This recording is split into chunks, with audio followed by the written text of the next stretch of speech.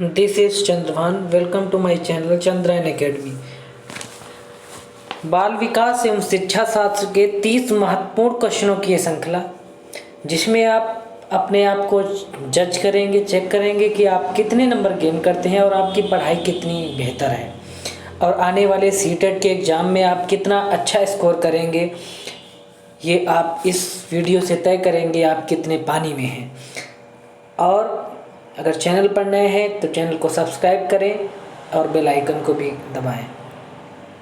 बैठ जाइए एक जगह पर और क्वेश्चनों को धुआं कर दीजिए। क्वेश्चन नंबर फर्स्ट देखेंगे, एक छात्र के अधिगम पर उसकी आर्थिक स्थिति किस प्रकार प्रभाव पड़ता है। अमीर छात्र अधिक अधिगम करता है, किसी एक प्रकार का प्रभाव नहीं पड़ता। गरीब छात्र कम अधिगम करता है, उपरोक्त में से कोई नहीं। तो अधिगम को कहते हैं लर्निंग मतलब होता है सीखना। तो अमीर छात्र अधिक अधिगम करता है, ऐसा कुछ भी नहीं, ये रॉन्ग आंसर है। किसी प्रकार का प्रभाव नहीं पड़ता, ये राइट आंसर है। गरीब छात्र कम अधिगम करता है, ये भी रॉन्ग आंसर है, उपरोक्त में से कोई नहीं। तो इसका सटीक आंसर क्या होगा, किसी प्रकार का प्रभाव नहीं पड़ता। क्वेश्चन नंबर फर्स्ट का option number 2 right answer. Question number 2 देखेंगे, काम की प्रवृत्ति पर सबसे अधिक बल किस मनोवैज्ञानिक ने दिया। स्किनर ने, हेगर्टी ने, सिगमंड फ्रायड ने, थर्स्टन ने।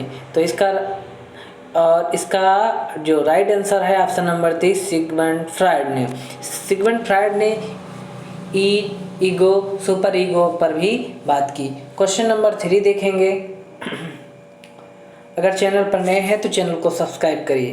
क्वेश्चन नंबर 3 देखेंगे, राष्ट्रीय मानसिक विकलांग संस्थान स्थित है। ये कहाँ स्थित है, फैजाबाद में, हैदराबाद में, लखनऊ में या कानपुर में। राष्ट्रीय मानसिक विकलांग संस्थान कहाँ, हैदराबाद में। तीसरे का right answer option number 2। Question number 4 देखेंगे, मनोविज्ञान को सर्वप्रथम विज्ञान का दर्जा दिलाने वाली विधि कौन सी। अंतर्दर्शनविद, बहिर्दर्शनविद, प्रयोगात्मक, जीवन इतिहास। तो मनोविज्ञान को सर्वप्रथम विज्ञान का दर्जा दिलाने वाली प्रयोगात्मक, ऑप्शन नंबर 3 राइट आंसर। और बाल केंद्रित शिक्षा को शिक्षा दिलाने वाली मनोविश्लेषणवाद है। क्वेश्चन नंबर 5 देखेंगे, सीखने के बारे में निम्नलिखित कथनों में से कौन सा एक सत्य है। सीखना शिक्षार्थी के पूर्व ज्ञान पर आधारित नहीं है। सीखना एक निष्क्रिय ग्रहणशील प्रक्रिया है। सीखना कौशल के संचय के समान है। सीखने को सामाजिक क्रियाएं सुविधा देती हैं। तो इसका पांचवें का राइट आंसर क्या होगा, जो देखेंगे पहला ऑप्शन क्या है, सीखना शिक्षार्थी के पूर्व ज्ञान पर आधारित होता है, ये भी गलत है। सीखना एक निष्क्रिय, इसमें भी क्या निष्क्रिय दिया है, ये गलत है। निष्क्रिय ग्रहणशील है प्रक्रिया, ये भी गलत है। सीखना कौशल के संचय के समान, ये भी गलत है। सीखने को सामाजिक क्रियाएं सुविधा देती हैं, ऑप्शन नंबर 5 राइट आंसर। अपनी स्वयं की क्षमता से काम करो, दूसरों पर निर्भर मत रहो।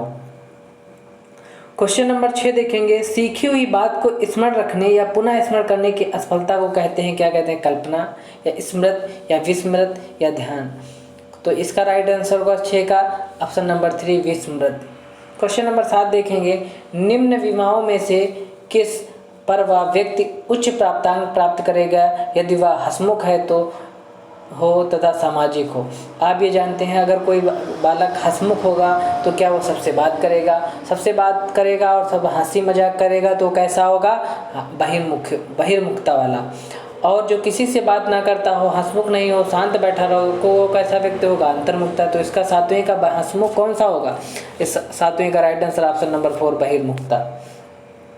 क्वेश्चन नंबर 8 देखेंगे, एक समायोजित व्यक्ति की विशेषता नहीं है। उत्तरदायित्व की स्वीकृत, उचित संवेगों का प्रदर्शन, व्यक्तिगत प्रदर्शनों का प्रदर्शन, दूसरों के साथ संबंध बनाने की योग्यता। 8वें का राइट आंसर होगा क्या, ऑप्शन नंबर 3 व्यक्तिगत उद्देश्यों का प्रदर्शन। क्वेश्चन नंबर 9 देखेंगे, समायोजन की प्रक्रिया गतिशील है, स्थिर है, स्थापनापन्न है, मानसिक है। समायोजन की प्रक्रिया कैसी है, ऑप्शन नंबर 1 गतिशील है। क्वेश्चन नंबर 10 देखेंगे, व्यक्ति का कुछ समायोजन प्रकट करता है, झगड़ालू प्रवृत्तियों में, पलायनवादी प्रवृत्तियों में, आक्रमणकारी के रूप में, ये सभी। तो कुछ समायोजन क्या होता है, अगर कुछ समायोजन किसी के साथ सामंजस्य नहीं बैठा पा रहा है तो कैसा, झगड़ालू प्रवृत्ति का भी होगा, ये भी सही है। पलायनवादी प्रवृत्ति का होगा, आक्रमणकारी भी व्यक्ति होगा, ये सभी राइट है। 10वें का right answer option number 4। Question number 11 देखेंगे, अब प्रेरणा हेतु पुरस्कार किस रूप में दिए जाने चाहिए? मनोवैज्ञानिक प्रशंसा प्रोत्साहन आदि के रूप में, नगद नोटों के रूप में, खेल कालांश में जाने से मुक्त, उपरोक्त में से। आप एक टीचर बनने जा रहे हैं, प्रेरणा पुरस्कार दिए जाने चाहिए नगद नोटों के रूप में, ये गलत आंसर है। खेल कालांश में जाने से मुक्त करता, ये भी गलत है। और उपरोक्त में से कोई हो नहीं सकता। मनोवैज्ञानिक प्रशंसा प्रोत्साहन आदि के रूप में, ये राइट आंसर है, लेकिन ज़्यादा भी पुरस्कार नहीं देना चाहिए। क्वेश्चन नंबर 11 का right answer option number first होगा। क्वेश्चन नंबर 12 देखेंगे, सतत और व्यापक मूल्यांकन की योजना में व्यापक शब्द के अलावा निम्नलिखित के द्वारा समर्थित किया गया है। जीपी गुलपोर्ड का बुद्धि संरचना का सिद्धांत, थर्स्टन का प्राथमिक मानसिक योग्यता का सिद्धांत, बहुबुद्धि का सिद्धांत, सूचना प्रक्रमण का सिद्धांत। 12 का राइट आंसर क्या होगा? ऑप्शन नंबर फर्स्ट, जेपी गुलपोर्ड का बुद्धि संरचना का सिद्धांत। अब ये भी जान लीजिए गुलपोर्ड ने कौन सी बुद्धि संरचना का सिद्धांत दिया। क्वेश्चन नंबर 13 देखेंगे, टर्मिन के अनुसार 90 से 100 बुद्धि लब्धि का बालक माना जाता है। कैसा? मंद बुद्धि, सामान्य बुद्धि, श्रेष्ठ बुद्धि, क्षीण बुद्धि। ये कैसा? सामान्य बुद्धि का माना जाता है। 70 से कम वाले का किसको किस में लाते हैं? मंद बुद्धि में लाते हैं। 120 से 140 के मध्य आता है वो कहता है प्रतिभाशाली बालक होता है।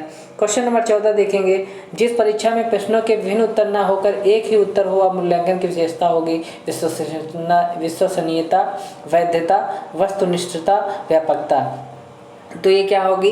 वस्तुनिष्ठता, option number 3 right answer. Question number 15 देखेंगे, सामान्य संयुक्त कोशिका में गुणसूत्रों के जोड़े होते हैं। कितने जोड़े होते हैं? 23 के जोड़े होते हैं। टोटल कितने? 46 होते हैं। Option number 2 right answer. Question number 16, Germany के लिप्जिंग विश्वविद्यालय जहां प्रथम मनोवैज्ञानिक प्रयोगशाला 1879 में स्थापित की गई, वर्तमान में क्या नाम है? तो क्या आप ये जान लीजिए, जर्मनी के लिप्जिंग प्रथम मनोविज्ञान प्रयोगशाला का स्थापित किए गए 1879 में। और कहाँ स्थापित की गई? जर्मनी के लिप्जिंग शहर में। वर्तमान में क्या नाम है? ये नाम बताना है। कार्ल मार्क्स विश्वविद्यालय, हार्वर्ड विश्वविद्यालय, साइकोलॉजिकल इंस्टीट्यूट, कोई नहीं। 16 का राइट आंसर क्या होगा? कार्ल मार्क्स विश्वविद्यालय, option number first. Question number 17 देखेंगे, आत्मनिरीक्षणविद द्वारा किनकी क्रियाओं का अध्ययन किया जाता है? कक्ष में छात्रों की व्यक्तिगत भिन्नता के, स्वयं की, असाधारण बच्चों की, उपरोक्त सभी। तो आत्मनिरीक्षण मतलब विधि, अपने द्वारा निरीक्षण। कौन सी विधि का? स्वयं की। Option number 2 right answer. Question number 18 देखेंगे, बाल केंद्रित शिक्षा किसकी देन है? शिक्षा के राष्ट्रीयकरण की, सर्व शिक्षा अभियान की, शिक्षा मनोविज्ञान की, उपरोक्त सभी। 18 का राइट आंसर ऑप्शन नंबर 3 शिक्षा मनोविज्ञान की।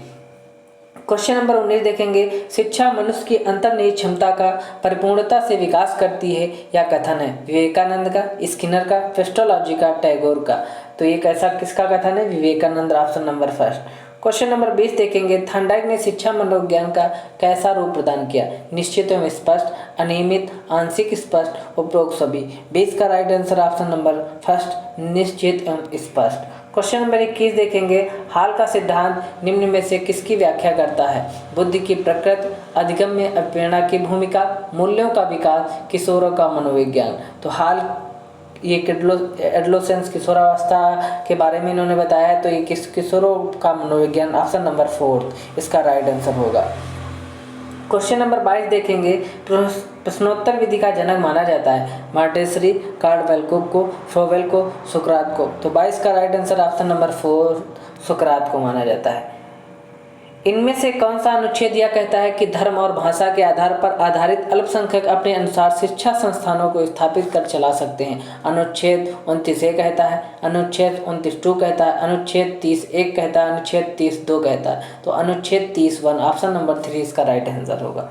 क्वेश्चन नंबर 24 देखें, अंतर्दृष्टि द्वारा सीखने के सिद्धांत में कोहलर ने प्रयोग किया कुत्ते पर, वनमानुषों पर, बिल्ली पर, चूहों पर। तो अंतर्दृष्टि सूझ का सिद्धांत दिया किससे? वनमानुषों पर प्रयोग को कोहलर ने। अंतर्दृष्टि और सीखने का सिद्धांत किसने दिया? कोहलर ने। और ये किस पे प्रयोग किया? वनमानुष पे, option number 2 right. Question number 25 देखेंगे, माँ बाप के साए से बाहर निकल अपने साथी बालकों की संगत को पसंद करना संबंधित है पूर्व किशोरावस्था में, किशोरावस्था में, प्रौढ़ावस्था में, शैशवावस्था में। तो इसका राइट आंसर होगा ऑप्शन नंबर 1 पूर्व किशोरावस्था में। क्वेश्चन नंबर 26 देखेंगे, बुद्धि के तरल क्रिस्टलीय प्रतिमान के प्रतिपादक कौन थे?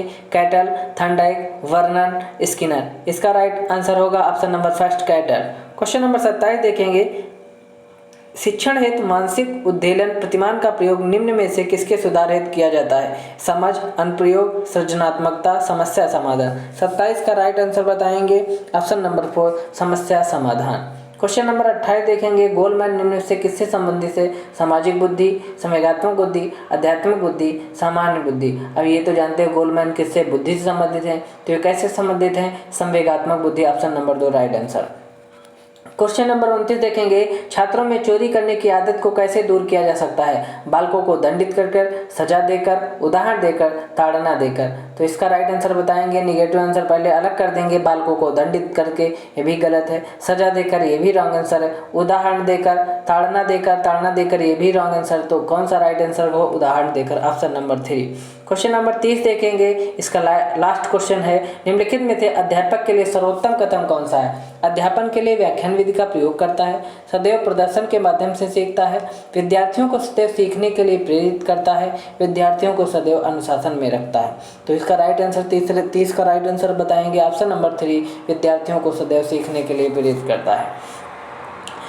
अगर चैनल पर नए हैं तो चैनल को सब्सक्राइब करें और कमेंट करके ये भी बताएं कि 30 प्रश्नों में आपने कितने नंबर गेन किए। इससे आपकी पढ़ाई का और मुझे भी पता लगेगा कि आप कितने पानी में हैं।